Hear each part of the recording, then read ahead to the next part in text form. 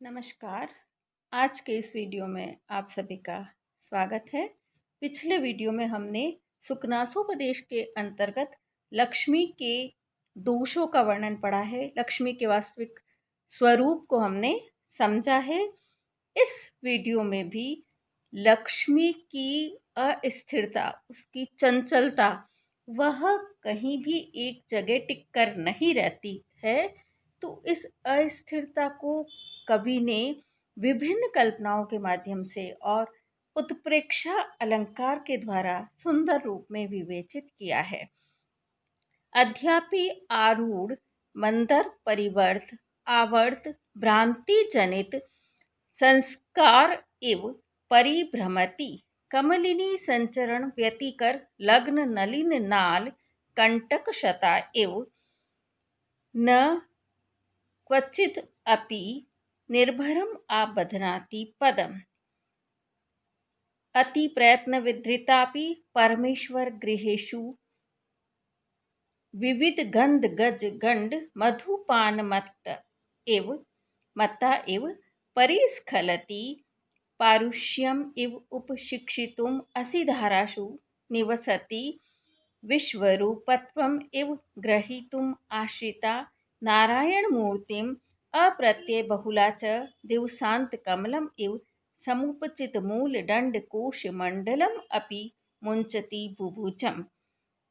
लता इव विटपकान अध्यारोहति गंगा इव वसुजननी अपि तरंग बुद्बुद चंचला दिवस कर गति इव प्रकटित विविध संक्रांति पाताल गुहा इव तमो बहुला हिडिंबा इव भीम साहसिक हार्य हृदया प्रावृड इव अचिर द्युति कारिणी।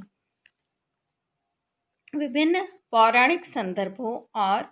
महाभारत के संदर्भों के द्वारा कवि ने लक्ष्मी की चंचलता को बताने के लिए सुंदर उत्प्रेक्षा अलंकार की योजना की है। अद्यापि आज भी आरूढ़ मंदर परिवर्त आवर्त मंदर मंदराचल मंदर पर्वत के परिवर्त घूमने से आरूढ़ उत्पन्न हुए आवर्त भंवर में भ्रांति अर्थात घूमने से चक्कर काटने से जनित उत्पन्न संस्कारा इव संस्कार वाली मानो परिभ्रमण कर रही है, घूम रही है, चक्कर लगा रही है। कवि यहाँ कह रहे हैं कि लक्ष्मी जो आज भी सर्वत्र परिभ्रमण करती रहती है, एक व्यक्ति से दूसरे व्यक्ति, एक स्थान से दूसरे स्थान, एक घर से दूसरे घर, एक राज्य से दूसरे राज्य, इस प्रकार से लक्ष्मी निरंतर चक्कर लगाती रहती है। तो चक्कर लगाने का, घूमने का जो ये संस्कार है, उसमें मानो जब मंदराचल पर्वत के द्वारा क्षीर सागर को मथा गया था, तो मंदराचल पर्वत को मथनी बनाया गया था और उससे जो भंवर उत्पन्न हुआ था, उसमें चक्कर लगाने के कारण, उस भंवर में घूमने के कारण, उसके संस्कार से ही मानो वह आज भी चक्कर लगा रही है, घूम रही है। कमलिनी संचरण व्यतिकर लग्न नलिन नाल कंटक शता इव न क्वचिदपि निर्भरम आबध्नाति पदम। कमलिनी संचरण, कमलिनियों में संचरण के, विचरण के, घूमने फिरने के समय व्यतिकर अर्थात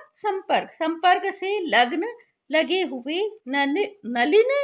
नाल कंटक, नलिन नाल कमलिनियों के कांटों से शता इव मानो घायल हुई, मानो आहत हुई, प्रहारित हुई, न क्वचिद अपि कहीं भी, निर्भरम पूर्ण रूप से, पदम न आबध्नाति चरण नहीं रख पाती है। यहाँ कवि ये कहना चाह रहे हैं कि कमलिनियों के वन में लक्ष्मी भ्रमण करती है, विचरण करती है, और विचरण करते समय कमल डंडी के जो कांटे हैं, वो उस लक्ष्मी के पैरों में चुभ गए हैं। इसीलिए लक्ष्मी उन कांटों के चुभ जाने से, घायल हो जाने से स्थिरता से अपने पैर नहीं जमा पाती है, पैर नहीं रख पाती है, इसीलिए ही मानो वह लक्ष्मी निरंतर एक स्थान से दूसरे, इसीलिए वह लक्ष्मी एक स्थान से दूसरे स्थान पर जाती रहती है। अति प्रयत्न विद्रितापि परमेश्वर ग्रहेषु विविध गंध गज गंड मधुपान मत्ता इव परिस्खलति। अति प्रयत्न, अत्यधिक प्रयास पूर्वक, विद्रिता भी पकड़ कर रखी जाने पर भी, परमेश्वर ग्रहेषु बड़े बड़े राजाओं के घर में, विविध गंधगज अनेक गंधगज मदजल की सुगंध वाले गज हाथियों के, गंड कपोल स्थलों के, मधु मधु अर्थात मदजल का पान करने से, मत्ता इव परेस्खलति, मधुपान मत्ता इव, मधु का एक दूसरा अर्थ है मदिरा, मदिरा का पान करने वाली नशायुक्त हुई मतवाली स्त्री के समान परेस्खलति फिसल जाती है, लड़खड़ाती है। जैसे मदिरा पान करने वाली स्त्री नशे के कारण एक स्थान पर अपने पैर स्थिरता से नहीं जमा पाती है और वह लड़खड़ाने लगती है, उसके पैर फिसलने लगते हैं, ऐसे ही वह लक्ष्मी बड़े बड़े राजाओं के ग्रहों में, बड़े बड़े राजाओं के राज्यों में बड़े जतन पूर्वक, बड़े प्रयास पूर्वक सुरक्षित की जाने पर भी वहाँ से पलायन कर जाती है। यहाँ गज का कवि ने प्रयोग किया, हाथी का, मदजल स्त्रावी हाथी जो उत्कृष्ट हाथी माने जाते हैं, और हाथियों को रखना एक राजा की उत्कृष्टता का द्योतक है, हाथी राज मर्यादा के प्रतीक है। तो मदजल को श्रपित करने वाले हाथियों के रखने वाले राजाओं के यहाँ से भी वह लक्ष्मी फिसल जाती है, निकल जाती है वहाँ से भी। पारुष्यम इव उपशिक्षितुम असिधारासु निवसति, पारुष्यम एवं मानो कठोरता को, उपशिक्षितुम सीखने के लिए, असिधारासु निवसति तलवार की धाराओं में निवास करती है। यहाँ कवि ये कहना चाहते हैं कि लक्ष्मी इतनी कठोर है, निर्दय है, कभी एक जगह टिक कर नहीं रहती, कोई प्रयत्न पूर्वक उसे रोकना चाहे तो भी वह नहीं रुकती है, और तलवार की धार में वह निवास करती, अर्थात युद्ध में तलवार आदि के द्वारा ही वह प्राप्त होती है।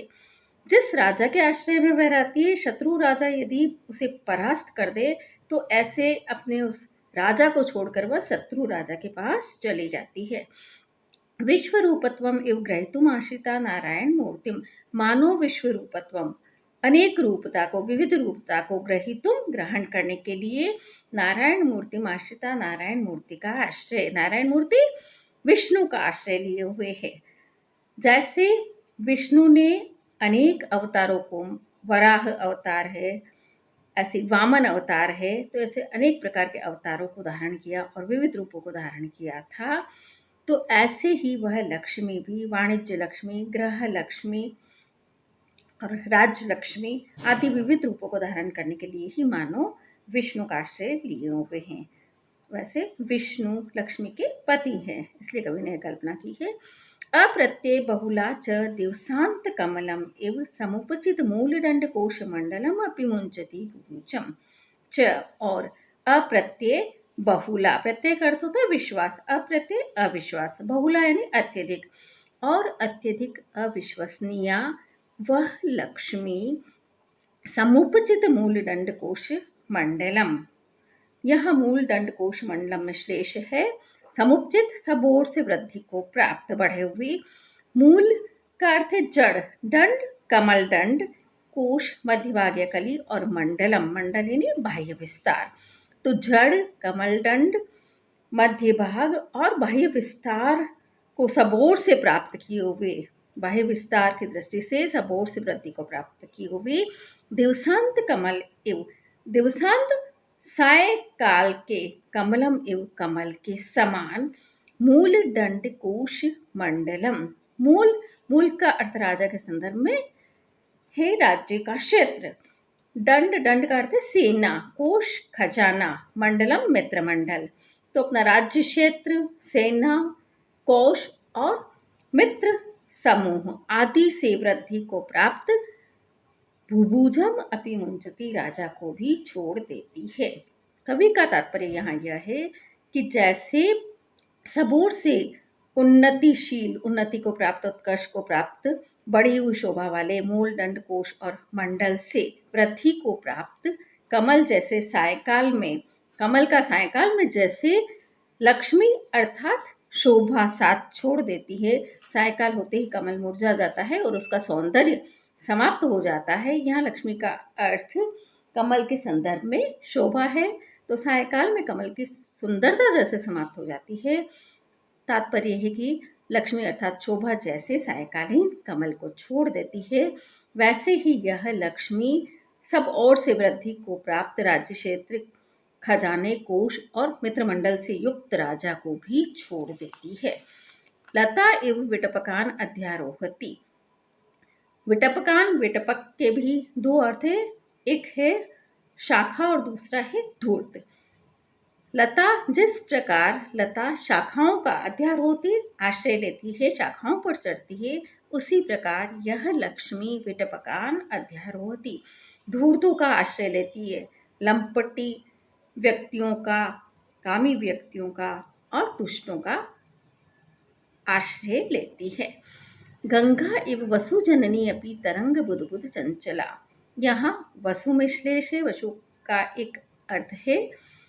गंगा पुत्र वसु, और 8 जो वसु थे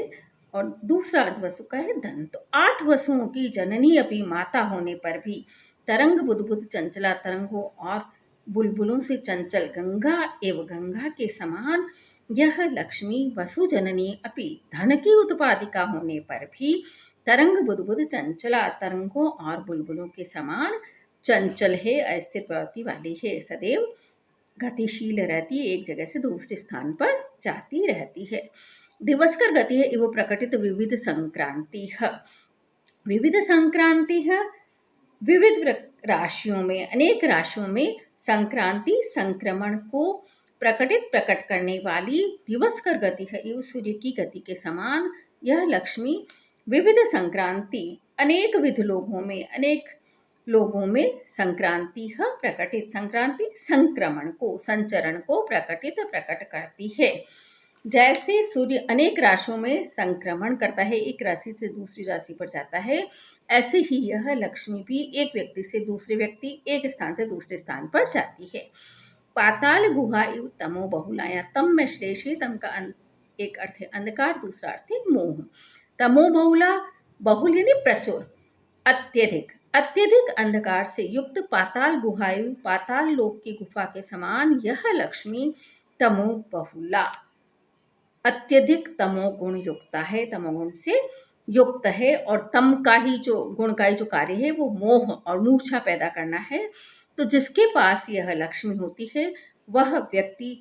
मूर्छित हो जाता है, उसमें मूर्छा, अचेतनता, अज्ञानता, अविवेकिकता उत्पन्न हो जाती है, शुभ अशुभ हित अहित आदि को सोचने समझने की सामर्थ्य उसमें नहीं रहती है। तो इस प्रकार से यह लक्ष्मी तमोगुण बहुला, मोह की प्रचुरता वाली होती है, मूर्छित करने वाली होती है व्यक्ति को। हिडिंबा एवं भीम साहसे कहार्य हृदया। भीम के दो अर्थ है, एक पांडव पुत्र भीम और दूसरा भयंकर। तो भीम के साहस एक हृदया, एकमात्र साहस के कारण ही हार्य हृदया, आकृष्ट हृदय वाली, हिडिंबा एवं हिडिंबा के समान यह लक्ष्मी भीम अर्थात भयंकर, प्रचंड साहस के द्वारा, एकमात्र प्रचंड या भयंकर साहस के द्वारा ही हारे हृदया, आकर्षित किए जाने वाले हृदय वाली, आकृष्ट हृदय वाली होती है। तात्पर्य यह है कि जैसे हिडिंबा भीम के साहस से प्रभावित हुई थी, वैसे ही यह लक्ष्मी भी साहसी व्यक्तियों से प्रभावित होती है और उनके पास टिकती है, रहती है। प्रावृड एवं अचिर द्युति कारिणी, यहाँ द्युति के दो अर्थ हैं, एक विद्युत और दूसरा शोभा। अचिर द्युति, अचिर मतलब क्षणिक, द्युति अर्थात विद्युत, क्षणिक विद्युत को उत्पन्न करने वाली, विद्युत अर्थात बिजली, क्षणिक बिजली को उत्पन्न करने वाली प्रावृड एवं वर्षा ऋतु के समान वह लक्ष्मी अचिर द्युति कारिणी, अचिर मतलब क्षणिक, क्षण भर के लिए द्युति कारिणी शोभा को उत्पन्न करती है। अर्थात किसी भी व्यक्ति के पास ये स्थायी रूप से नहीं टिकती है, क्षण भर के लिए ही टिकती है और उसे आनंद प्रदान कर देती है और फिर वहाँ से निकल जाती है। तो इस प्रकार से इस अनुच्छेद में हमने लक्ष्मी की अस्थिरता, विशेष रूप से उसकी चंचलता, गतिशीलता, एक स्थान पर न टिकना, इसी का हमने अध्ययन किया है और उसकी चंचलता को बताने के लिए कवि ने उत्प्रेक्षा और श्लिष्ट उपमा अलंकार का प्रयोग किया है। अध्यापी से लेकर निर्भरम आबध्नाति पदम, यहाँ और इसके नीचे मत्ता एव परिस्खलति, यहाँ तक कवि ने उत्प्रेक्षा अलंकार की योजना की है और पारुष्यम एव से द्युतिकारिणी तक श्लेष पर आधारित उपमा अलंकार की कवि ने रचना की है। आज बस इतना ही। प्रिय छात्राओं, आपसे निवेदन है कि इस वीडियो को आप लाइक अवश्य करें और मेरे channel SMMA04 doctor Saroj Mehta को सब्सक्राइब अवश्य कीजिए। धन्यवाद।